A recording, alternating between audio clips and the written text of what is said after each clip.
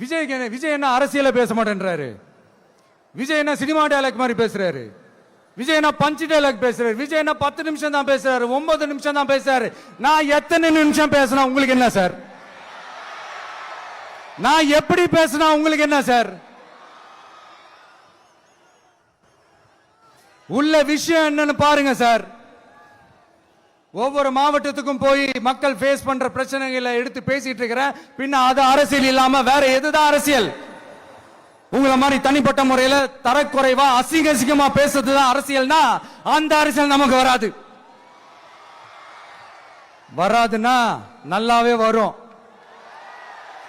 உங்களை விட எனக்கு அது நல்லாவே வரும். வேணான்னு விட்டு வச்சிருக்கிறோம். அப்புறம் உங்களுக்கு நமக்கு என்ன வித்தியாசம்? காஞ்சிபுரத்தில் நாம பேசும்போது இந்த மாதிரி உங்களால் அமைக்கப்பட போற ஆட்சியில நம்ம ஆட்சிக்கு வந்த உடனே என்னெல்லாம் செய்ய போறோம்ன்றது சிலது சொன்னோம். அதையெல்லாம் தப்பா புரிஞ்சுக்கிட்டு இப்போ சொல்றேன், விளக்கமா சொல்றேன். நான் சலுகைகளுக்கு எதிரானவன் கிடையாது. மக்களுக்கான சலுகைகளை இலவசம்னு சொல்லி அசிங்கப்படுத்துறதுல எனக்கு உடன்பாடு கிடையாது. மக்கள் காசுல மக்களுக்கு செய்யறதை எப்படி இலவசம்னு சொல்லுவீங்க? அப்படியே செஞ்சிட்டாலும் ஓசில போறேன்னு சொல்லி அசிங்கப்படுத்துறீங்க.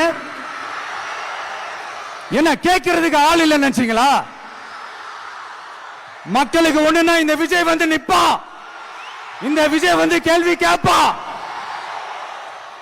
இந்த விஜய் எப்பவுமே மக்கள் பக்கம் தான். அதே மாதிரி மக்களும் என் பக்கம் தான். என் மக்கள் மானத்தோட மரியாதையோட கௌரவத்தோட வாழணும். என் மக்கள் யாருக்கும் கீழே கிடையாது. அப்படி அவங்க கௌரவத்தோட வாழணும்னா அவங்களுக்கான வாழ்க்கை தரம் உயரணும். வாழ்க்கை தரம் உயரணும்னா அவங்களோட வாழ்வாதாரம் உயரணும். வாழ்வாதாரம் உயர்ந்தாதான் பொருளாதாரம் உயரும். பொருளாதாரம் உயர்ந்தாதான் வசதி வாய்ப்புகள் உயரும்.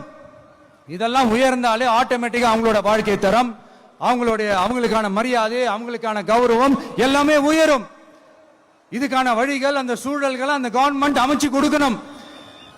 இதுக்கான அந்த திட்டங்களை செயல்படுத்தணும். இதெல்லாம் செஞ்சாதான் அந்த அரசாங்கம் ஒரு நல்ல அரசாங்கம்.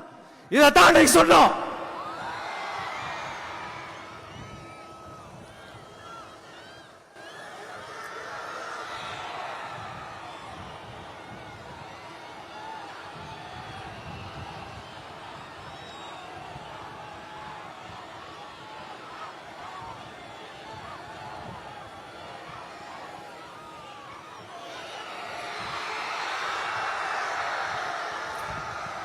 இதத்தான் இன்னைக்கு சொன்னோம். உடனே சொன்னா மட்டும் போதுமா? எப்படி செயல்படுத்துவீங்க?